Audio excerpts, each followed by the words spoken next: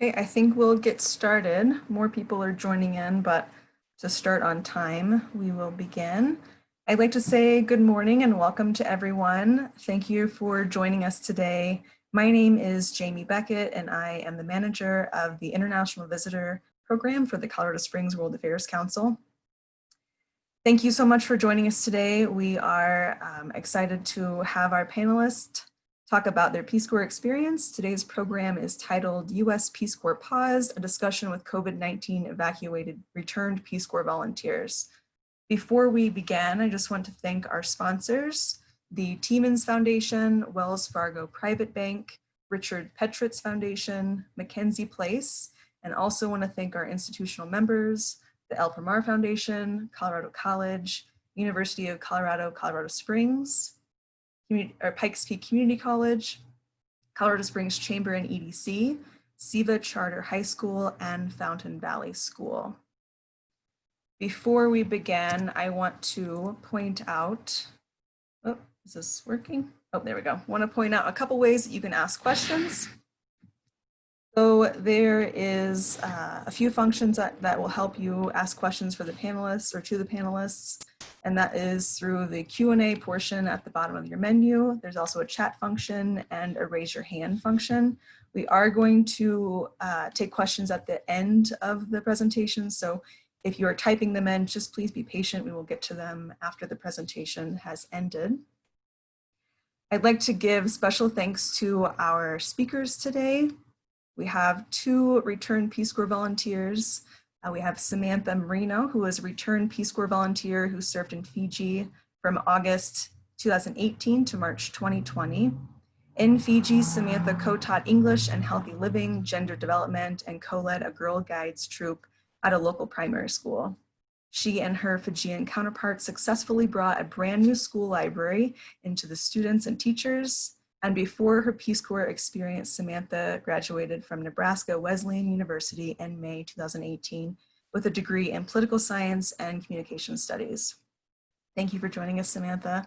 We also have Jacob Savoy, who is an evacuated Peace Corps volunteer from the country of Georgia and served from April 2019 to March 2020.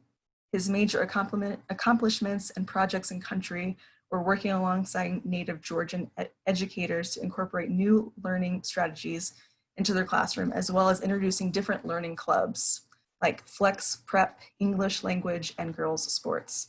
Before Peace Corps, Savoy worked for the Association of Graduates at the United States Air Force Academy, and he has a bachelor's degree in geography and environmental studies from the University of Colorado at Colorado Springs, and is currently working towards a master's degree in geographic information systems and web programming with the University of Wisconsin-Madison.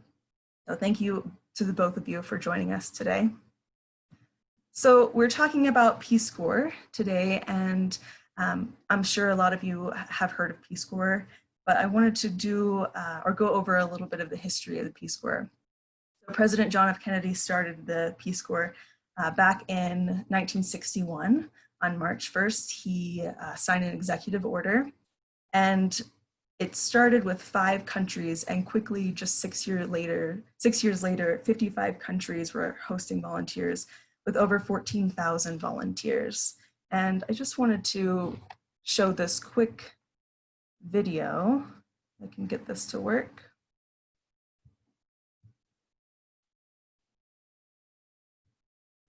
Oops.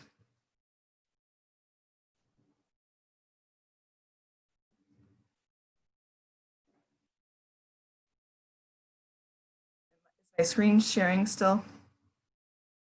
No, okay. No, you're not.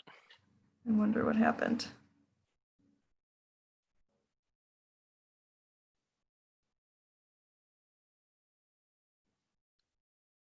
Oh no, I'm not gonna be able to show it, I don't think. Well, we'll just continue on. Maybe I can get it to go up here in a minute. Basically talking about that volunteers would go into countries and as trained volunteers, they will help the citizens of the country that they're serving in. And help them with different projects that they have settled on and different. Oops. Is it sharing now? Okay, good, thank you. Okay, let's move on. So the Peace Corps' mission is built by 3 goals. And so you'll see here that goal 2 and 3 are actually all about just better understanding the Americans that are serving as volunteers and also getting a better understanding of the citizens that the volunteers are working with in country. So 2/3 of these goals are just to promote better understanding of both people. And how I like to explain this, because I was also a Peace Corps volunteer, is as an American, you go into your country of service and you depict what a real American is like. So you show what true America is and the diversity of America, rather than just people watching the news or watching movies or hearing about it through hearsay.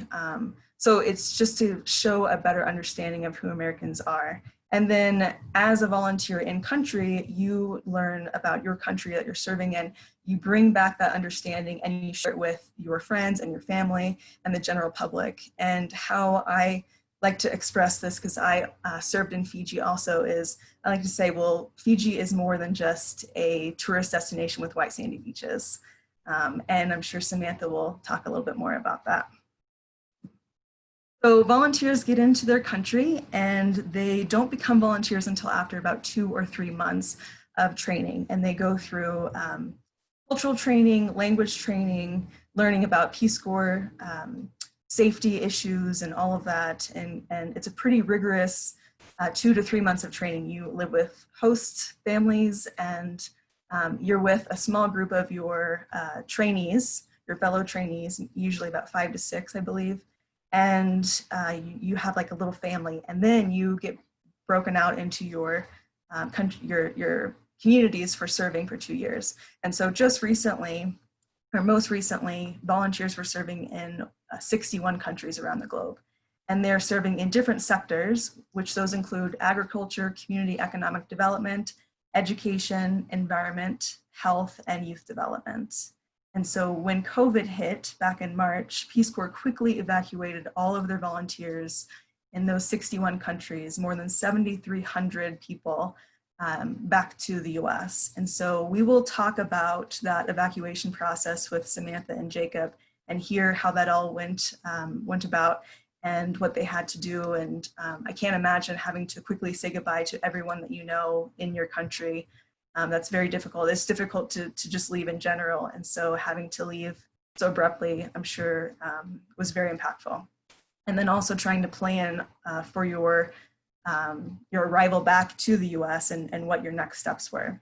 So before we get into the talk about COVID and what happened, we are going to talk about each of these volunteers or return volunteers' experience in their country. And we will have Samantha talk about her service first. Samantha, can you talk a little bit about Fiji and where you were serving and your projects and culture and just general life? Sure. Thanks, Jamie. So my name is Samantha Marino. I served as a Peace Corps volunteer, as Jamie mentioned, in Fiji. I arrived in August 2018 and then was evacuated March 18th, 2020. So as Jamie said, in Fiji, I did about 2 months of pre-service training where I did all of the language learning. After that, I was sent to that little red dot on the map here of Lambasa town in Fiji on the second largest island of Fiji, Vanuatu. It's one of the only towns on the island. I served as we call them semi-urban volunteers. So Fiji has, I think, 3 cities and then a few towns, and the rest of the country is made up of villages. So if you see on the map here, it says Fiji, and then Suva, that's the capital. Nandi on the left, or I guess west, I guess, is kind of like the international airport. It's mostly what it is. It's actually a town. It's not even a city. So Fiji is very small. My town had about, it says, if you Wikipedia it, 27,000 people. I would disagree with that, having lived there for 19 months. I think that encompasses a lot of the neighboring villages, where a lot of people take a lot of pride in the village that they're from in Fiji. So I think that to say that you're from Mombasa definitely means that you're from the town. So yeah, if Jamie flips to the next two pictures, I'll show you where I lived and kind of what my everyday looked like. Maybe not every day. So the bottom right picture here is where I was living for 19 months in Mombasa town. My home was made of concrete. It consisted of two flats. So my landlord, who I became very great friends with, her name was Maya. Auntie Maya. She lived on the bottom flat and I lived on the top. I had 3 bedrooms in the home, running water most of the time and electricity also most of the time. You know, things just come up and we learn to adapt as Peace Corps volunteers. No air conditioning, which is, I mean, a big deal in Fiji if you were going to visit. I learned to live with the sweat. It was great. And so, yeah, so this is my home. As an urban volunteer, I was kind of the point of contact for all volunteers in my region, the Madawata province. So if an emergency happened, Peace Corps, as Jamie mentioned, you go through the safety training. So if an emergency happened in terms of, you know, weather or civil unrest or what, maybe COVID, I'm kind of that point of contact in terms of an emergency. So most volunteers would need to come into town to either get service or, you know, get cash from their bank accounts and then move forward. In Fiji, we did that quite often because of cyclones. For about half the year, we're in a constant warning of bad weather. But so that's kind of what my role as a town volunteer looked like. When I wasn't doing Peace Corps things, I was drinking grog in the top picture there with a lot of my friends, which looks a little chaotic. This actually was taken the night before I left Fiji in an impromptu, it's kind of like a farewell. It's called an itau-tau, where you would drink grog and you would, you know, say thank you and apologize for any offenses made. Grog is really hard to explain, kind of like a muddy tea that has like this numbing effect on your mouth. It doesn't get you drunk in the way that maybe alcohol would, but it does kind of have some silly effects on the body, makes you a little sleepy, makes you feel very full. But it's definitely the way that community is shown in Fiji. And that is definitely the way that I felt the most connected, especially in those final couple hours before I was evacuated. In terms of my work, on the next slide, I have some photos from my role as my volunteer role in the school. So Fiji's sector is youth and development, but that looks very different for each volunteer.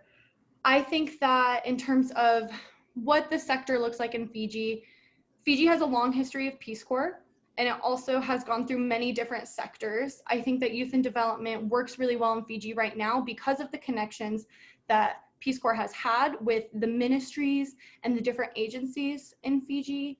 I think that because of this, being an urban volunteer, I was placed in the school, but more often than not, volunteers are placed in the village and maybe have a partnership with the school, but they're doing things with the Ministry of Youth, which organizes youth groups for the villages to kind of get their youth involved, doing financial literacy or tutoring or farming or business, things like that. And then also partnering with the Ministry of Education and working in the schools. My main role from Peace Corps was to teach kind of healthy living and sex ed, which I did through gender empowerment lens when I worked with my Girl Guides. But oftentimes you would find me in the classroom with my co-teacher teaching English literacy, which was a big part of my school's kind of what they needed from me. Fiji is a really diverse country. Like Jamie said, it's not all sandy beaches. In fact, it has a huge Indo-Fijian population, which is kind of indentured servants from India were brought to Fiji during, you know, colonialism. And so there's serious ties still with that. Because of that, you'll see a lot of different cultures kind of meshing. My town of Mombasa is predominantly Indo-Fijian. So in Fiji, they speak Itauke, which is the local Fijian language, but also Fiji Hindi, which is kind of like Hindi, but also Fijian and also English. It's a mixture of all these things, kind of like Spanglish, I guess. And so lucky for me, though, I got to, try to learn different languages and also get to experience so many different parts of the culture that Fiji has to offer. So here in this picture, we were celebrating Diwali, the Festival of Lights.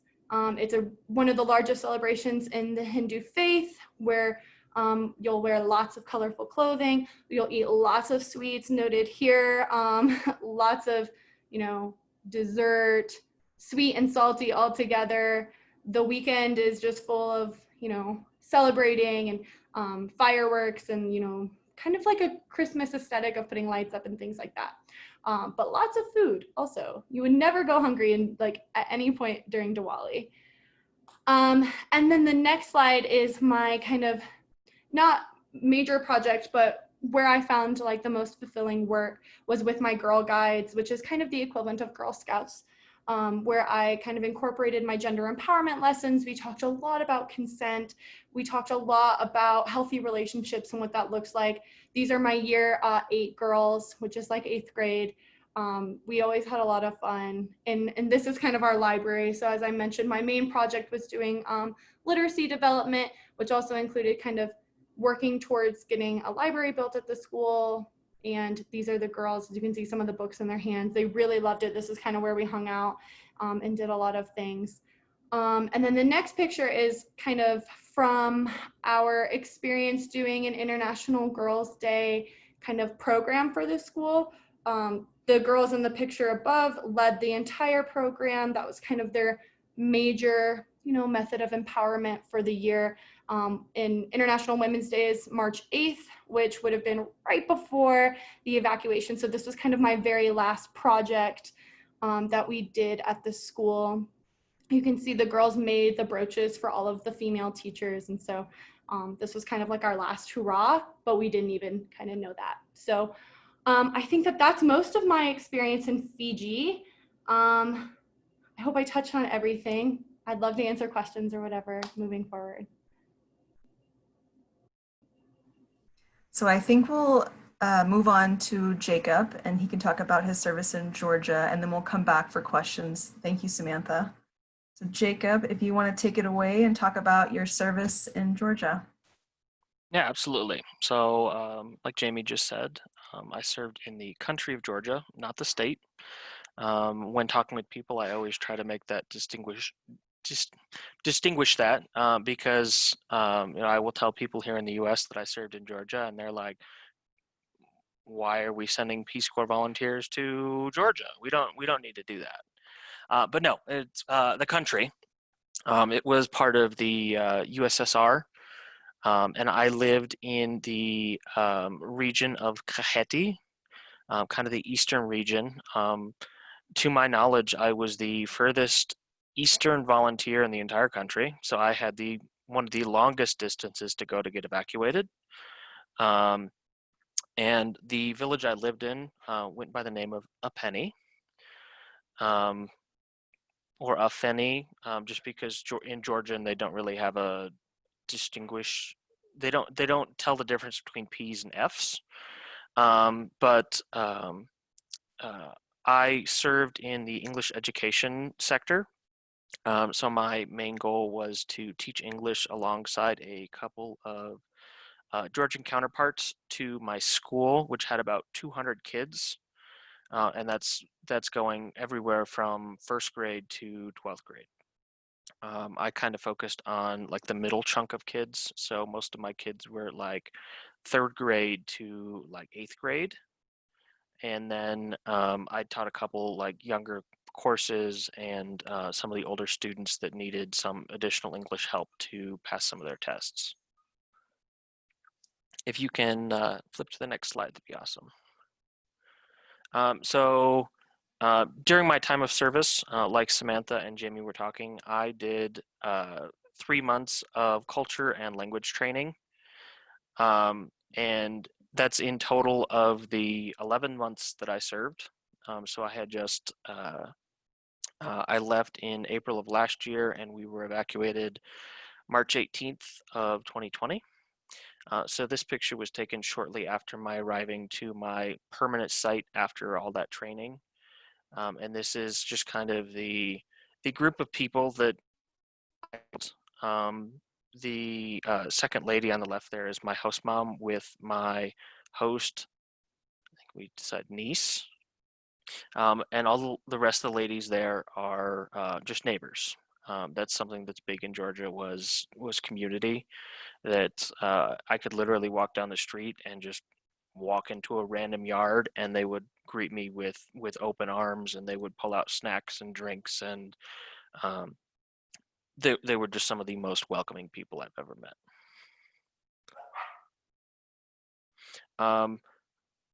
Unlike Samantha and white sandy beaches, I lived in a country that saw snow, which is not very common for a Peace Corps country. I think there's only a handful of them that really have that concern at all. Um, we are right between the Greater and Lesser Caucasus, and so this is actually my street heading towards my house coming from school. Um, a lot of the buildings were cinder block, and they all had what they called a pechi. It was basically a iron fireplace that they would not only use for heat during the winter, but they would cook on top of it because limited resources and access to stuff like gas and firewood, and so they would kind of dual use that, and every house had it. During or in the school, actually, um, every classroom had their own little fireplace in the school, and that was definitely weird to get used to at first.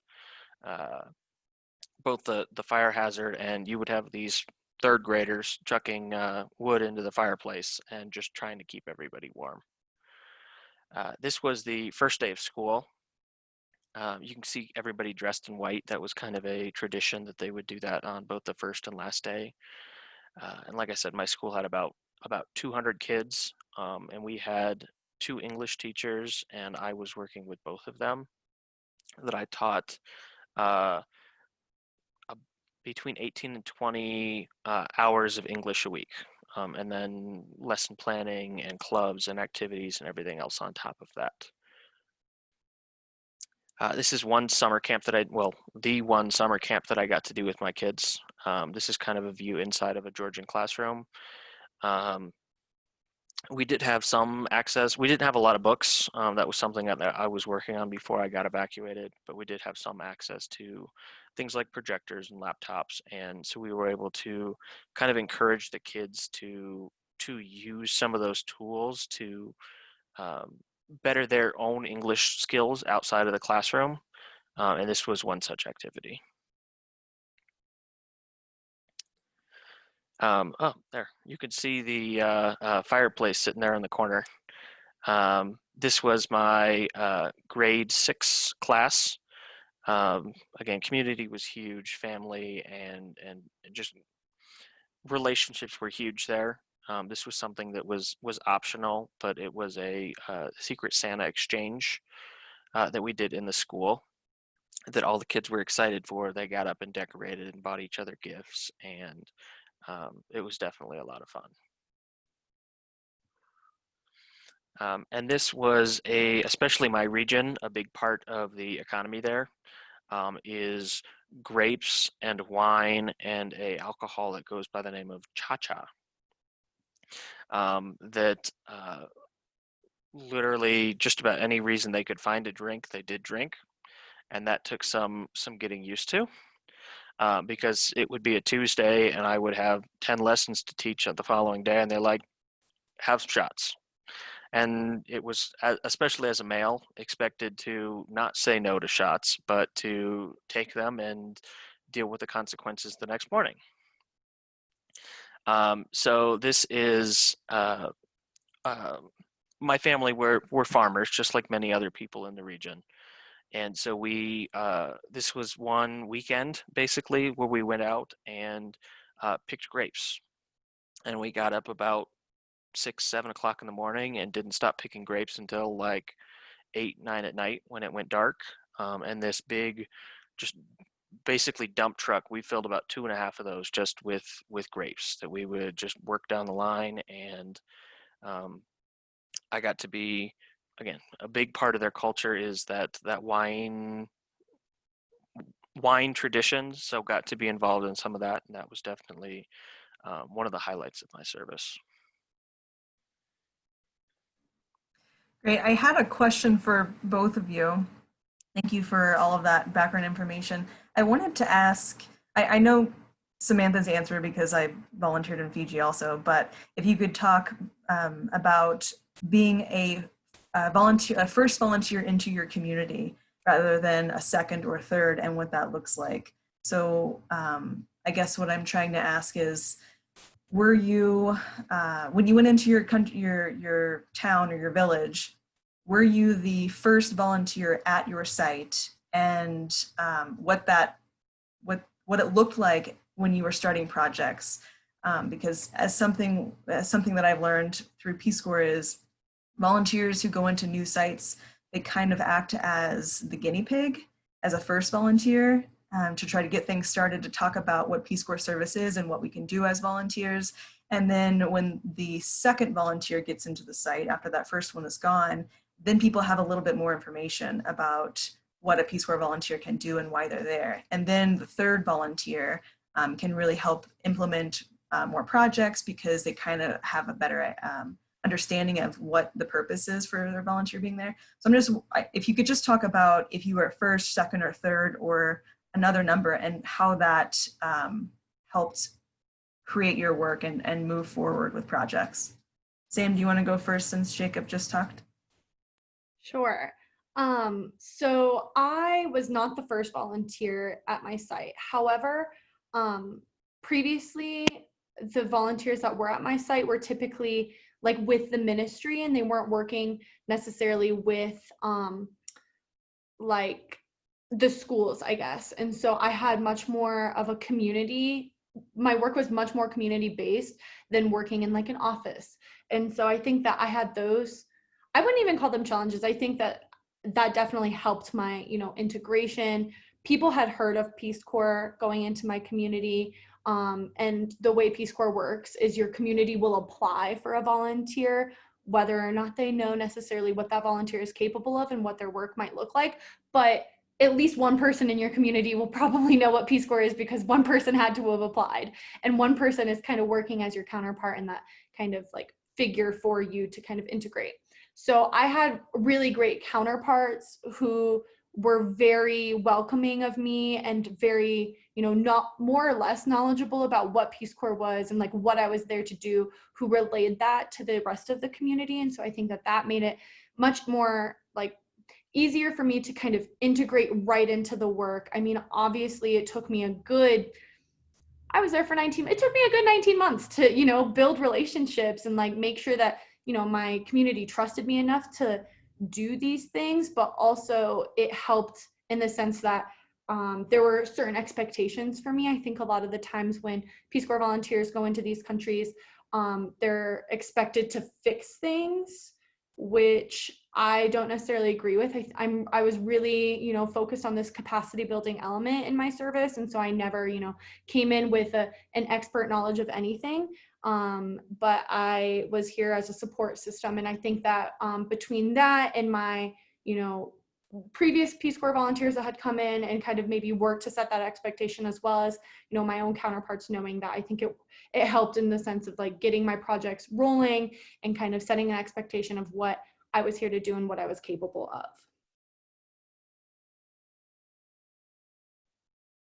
of. So I would classify myself different. I was volunteer 3.1 Part B.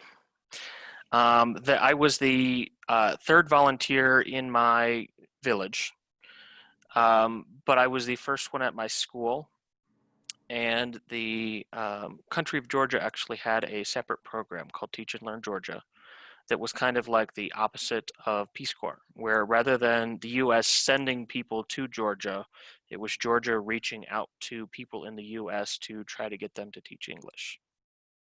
And so I was the second person at my school working alongside my counterparts. Um, but I had a probably easier time than most people, just because of that. Um, the other program didn't have such a great reputation, and I totally understand that. The person who came and they weren't very attentive, and they would skip lessons, and um, so it was like right when I was meeting my first my counterparts for the first time, they kind of talked to me about their past experience and how they were already kind of hesitant to apply, and it basically came down to um, you are successful if you show up, and I wasn't happy with that, because this other volunteer with this other program kind of soured the taste a little bit. I would have loved to have been a part two or part three volunteer where I could actually like get to the point of instituting some of the projects that people had expected from previous volunteers. And I did try to do that, but being a first generation at my school, it was still very limited. And I think my school could have benefited greatly, from me finishing my service, but another volunteer after me to kind of build on um, what the relationships and the capacity I was working towards establishing while I was there. Great. We had a question, and we're going to get into the COVID evacuation. But before then, one of our listeners is asking, "What do you wish you had known before you got into your Peace Corps assignment, and would that information or knowledge have impacted your experience?" This is for the both of you. Whoever would like to go first.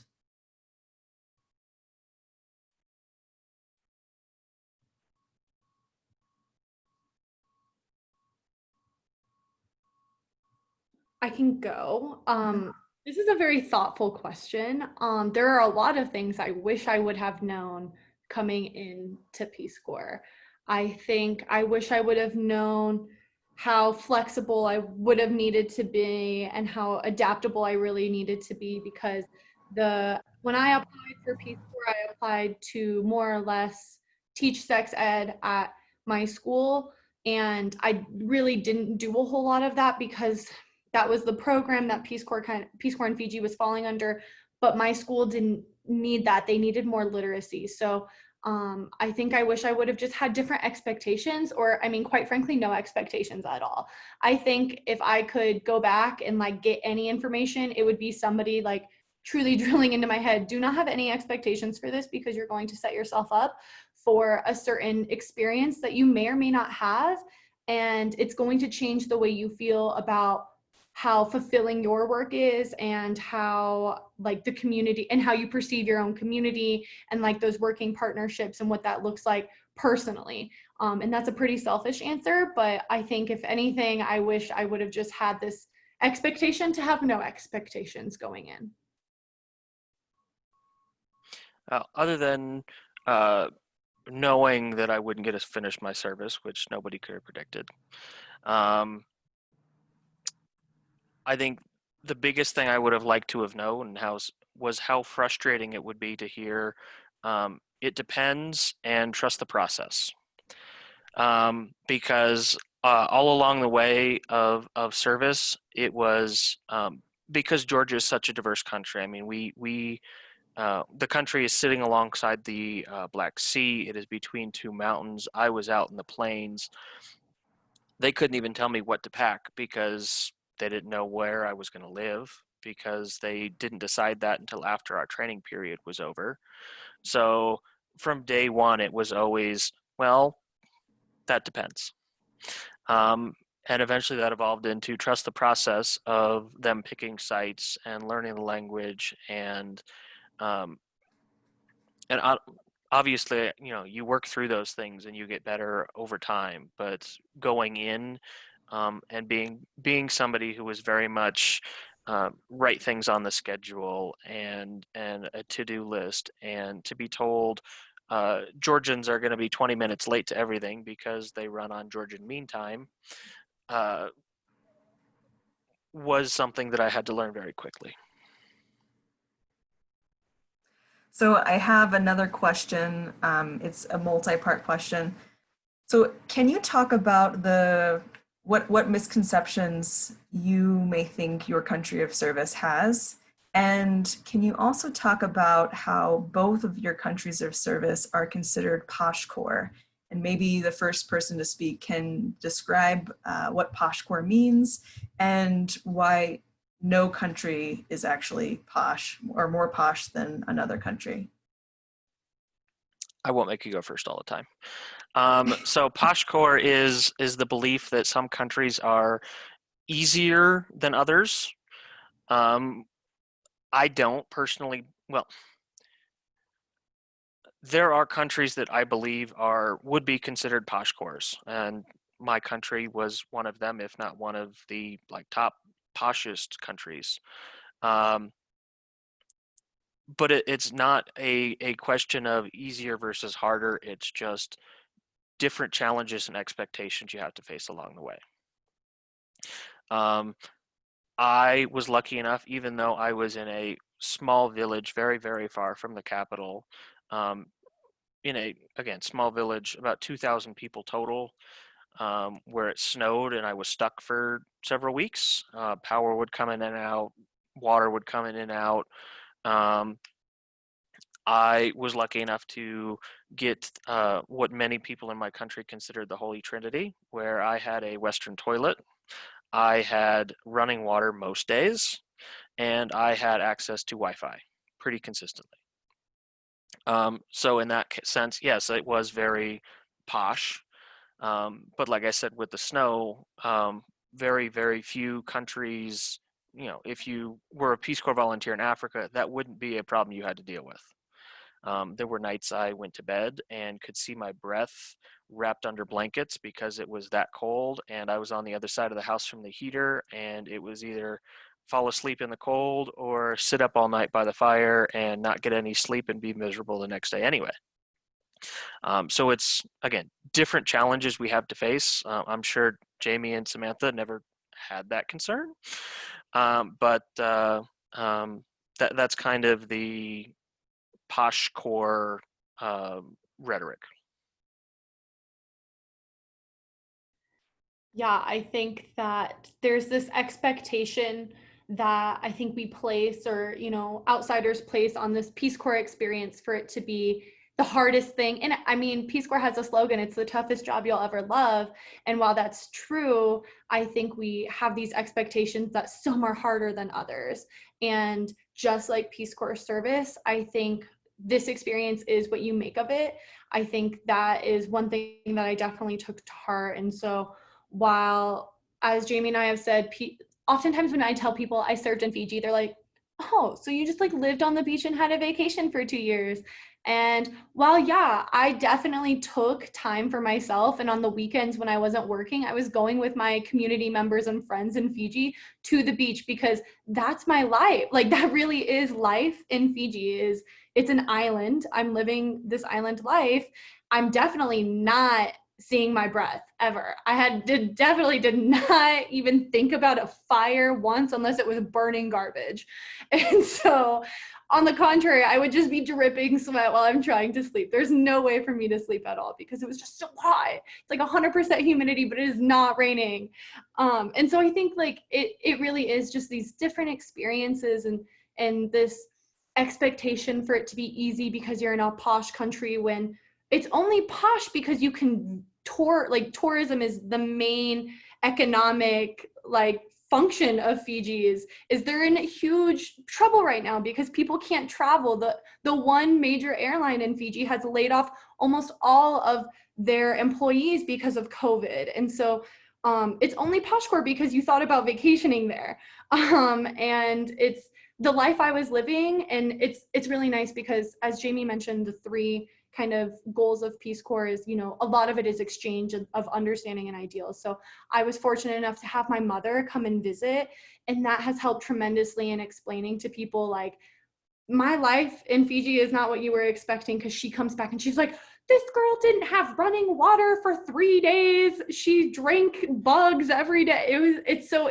It's really like these expectations we place on things that I think this posh core life lives and continues to survive is we don't really know what we don't know until you experience it. And I think that that's a huge misconception of every country and every culture and every experience.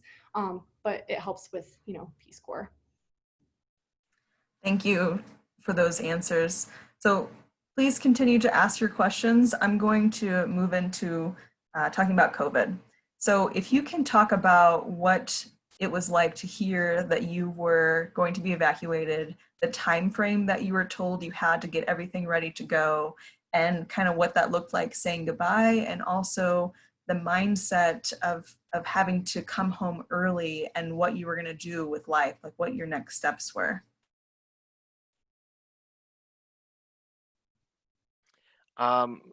So being much closer to China and a lot of the countries where COVID was a very big issue much sooner, I had to face that reality a lot faster than I think most other Peace Corps volunteers. When they first started, we were actually in our mid-service training. So I had been there 11 months. We were about halfway through. In January, when they started shutting cities down in China and going, oh, this might be bigger than we actually thought it might be. All the way to the end of February, where the Georgian government, or Georgia itself, had its first case. The government started saying and shutting things down. They started limiting access to transportation, the metros, they started disinfecting every night. The end of February, they canceled school. So I was without a job for 2 weeks, basically acknowledging the fact that we were getting evacuated. It was just a matter of when. I started asking questions when that first case happened, just, for my own peace of mind, to go, okay, what is the plan? I know we have an evacuation plan in case, collapse of government. We were actually, Georgia was evacuated in 2008 because of the occupation of Russia and taking of land. So we were the second group of evacuated volunteers. So they were planned, but it was also very lax. But when decisions started to get made, it actually got even messier. Our country director resigned in the midst of evacuation. And so not only did we have to get evacuated, had all that stress, but we didn't really have a whole lot of leadership in front of us. We had a staff member, one of the 3 American staff members, step up and serve as acting country director. And when that happened, that was just a couple hours before the call from Peace Corps headquarters came down to say everyone is evacuating.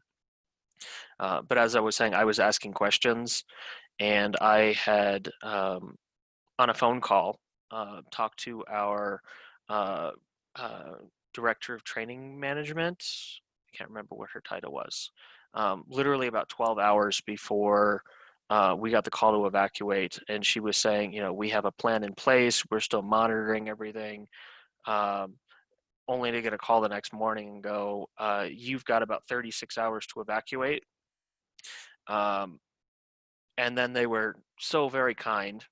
They were actively looking to get us out as quick as possible, knowing that like Peace Corps Mongolia was evacuated before us, like weeks before us, just because like their transportation access was shutting off very, very quickly.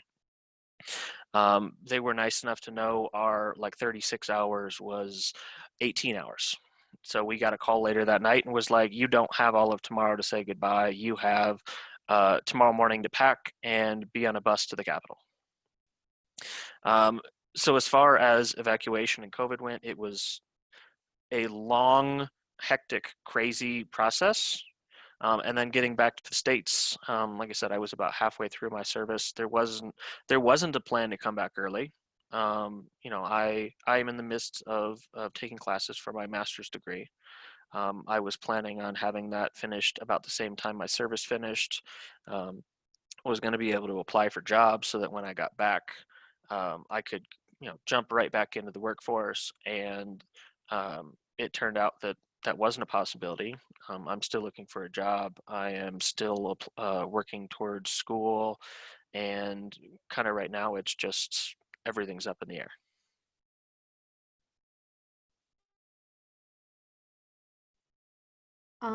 So Fiji, in terms of COVID, my friends and I were laughing about it, not in like a haha way, but we were like, oh, Fiji, because there had been this like idea that had been pushed that COVID wasn't going to hit hot climates, and March is like maybe not the hottest, but it's definitely part of Fiji's hot season. So it's like that point of the year where I'm just dripping and I'm carrying a fan constantly, sweating.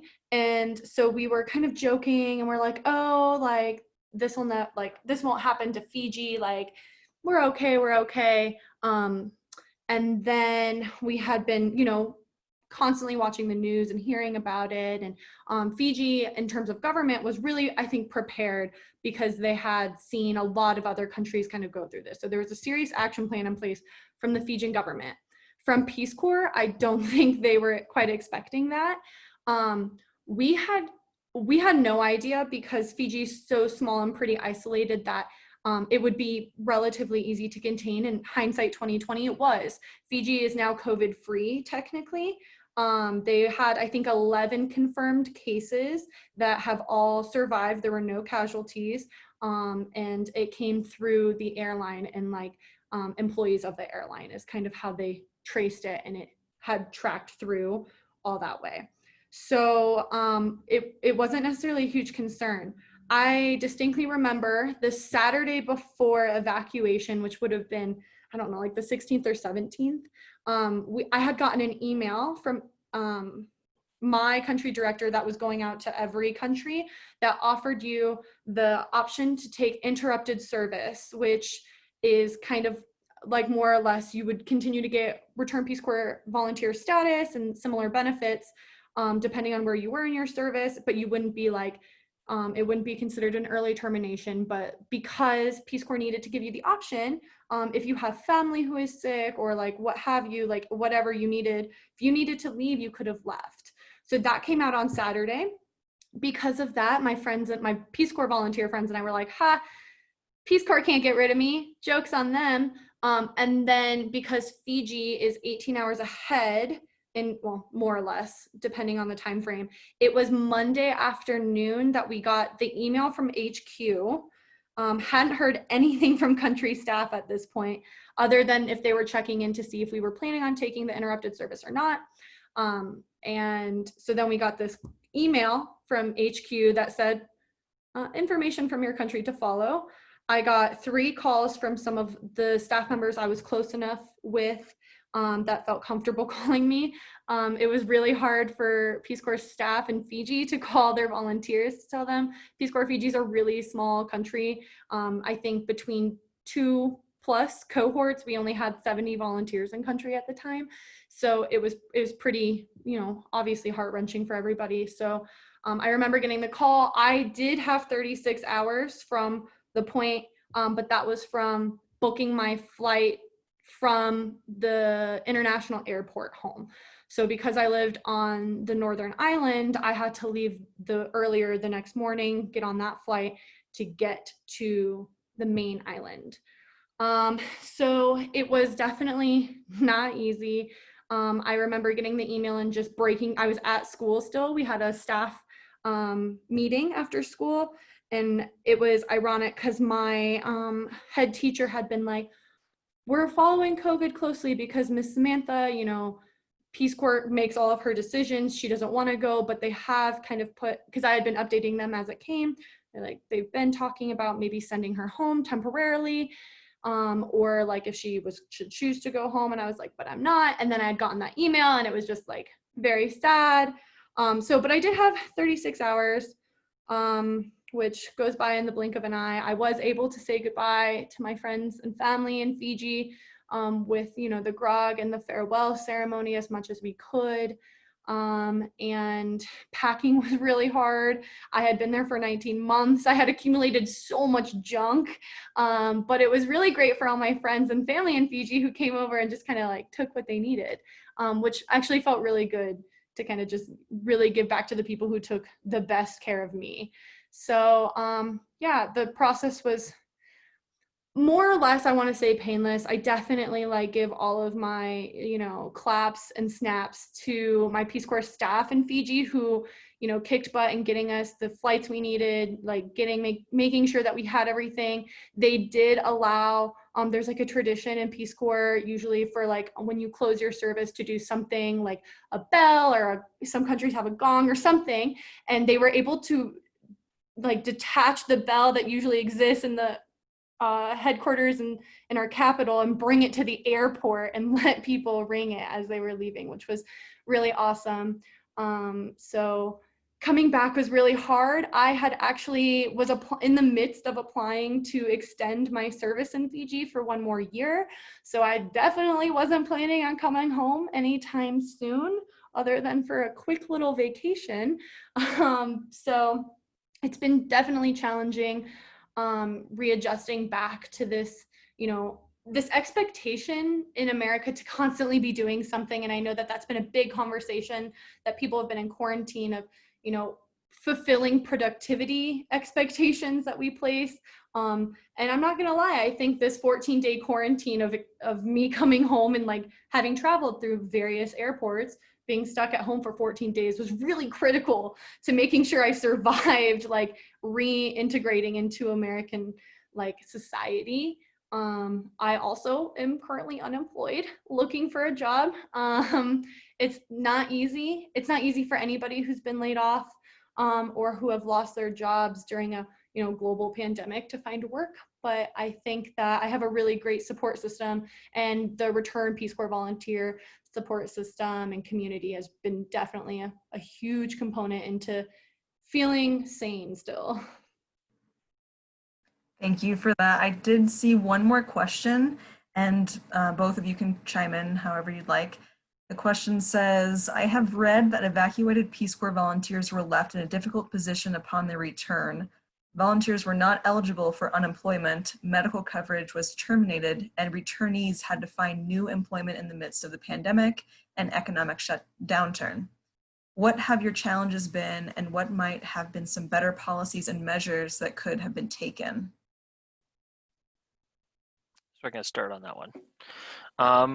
So initially they were basically cut and dry. Just your services ended. Any money that you had earned, because we didn't really get a paycheck. We got kind of a stipend that was pushed off to the end of our service.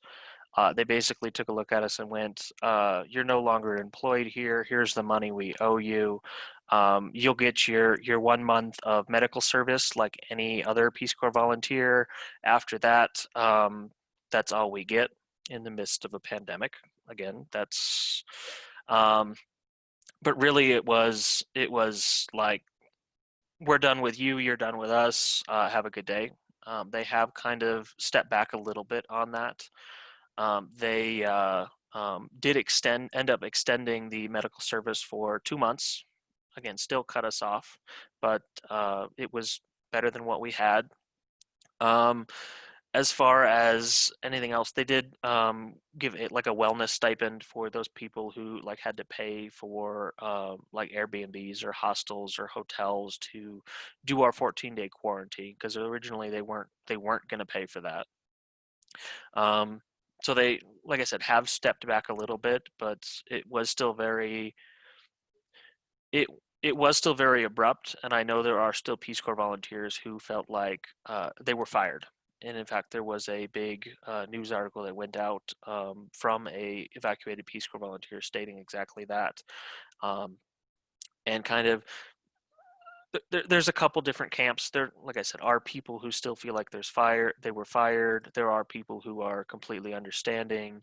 I was lucky enough to have a soft place to land. I'm here at my parents' house, so it's not like I needed to go out to McDonald's to find a job to support myself right after being evacuated. But I mean, it's still difficult in the midst of this pandemic. I would add that since some things have changed and given like the, economy of the United States, there has been the option for return evacuated Peace Corps volunteers to apply for the Pandemic Unemployment Assistance Fund through unemployment.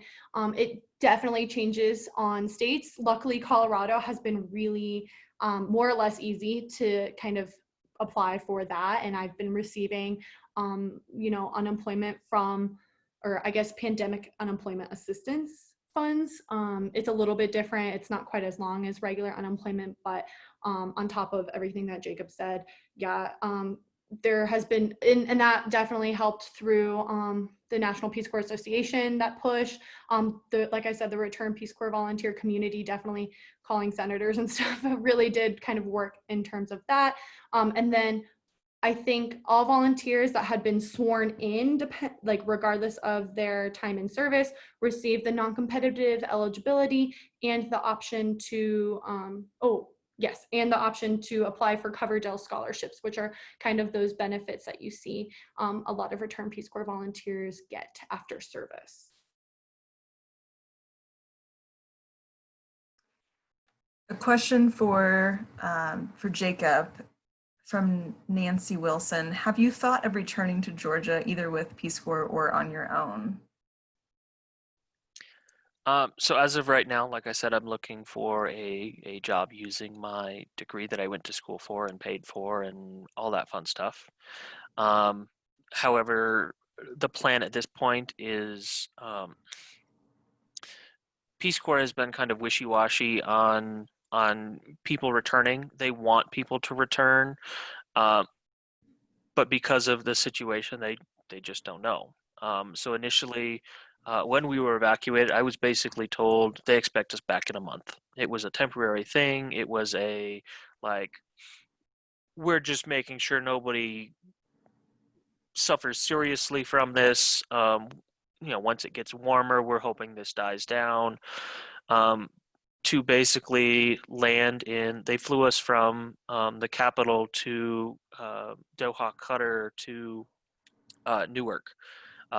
When we got to Newark, they started sending emails out basically saying, don't expect to be back in a month. So Peace Corps as a whole initially started saying they'll start opening up applications to have people starting coming back in October. I think that has been pushed back multiple times already, as well as information. They started saying like early May, middle May, early June, sending out applications for people who hadn't finished their service to be able to apply for like a rapid redeployment application. I have applied for that, knowing and planning that if I get a job in my field, which is ultimately my goal, I probably wouldn't go back with Peace Corps. If I don't get a position sometime between now and whenever they do start accepting people back, I would love to go back. But they have put a timeline on sending people back. So I can apply for that within a year of being evacuated. But at this point, it looks like it might be outside of that year. So I would have to start my whole 27 months over again. And I don't think I'd do that. Eventually, whether it's with Peace Corps or not, I will find my way back to Georgia. I mean, it was absolutely gorgeous. The people were wonderful. I spent 11 months of my life learning a language because in my village of like 2,000 people, there were maybe 15 or 20 people who spoke English. So it was very much sink or swim, and I spent a lot of time trying to get involved with my community. And so I will go back one way or another. I don't know when it will be. I don't know. I don't know at this point, but that is the plan. Well, we are running out of time, but I just wanted to ask if both of you would say something in one of the languages that you learned while you were in your country of service. And I would like to say that both of these return Peace Corps volunteers are here locally to Colorado Springs. So if you're looking to hire, they are looking for jobs.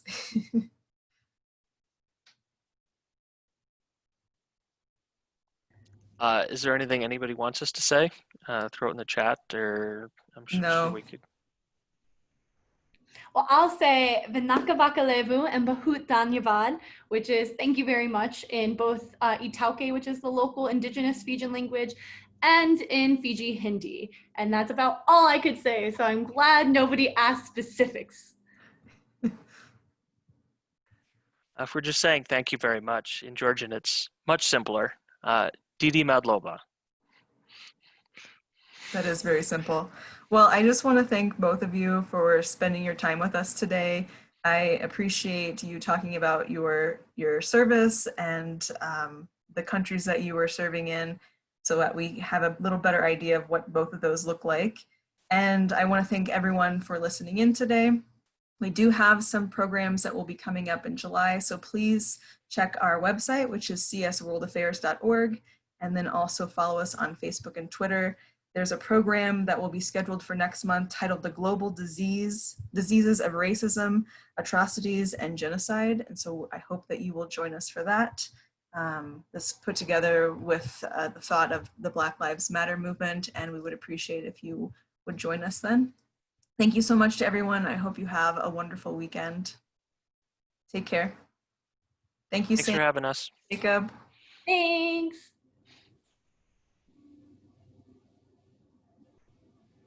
What do I do?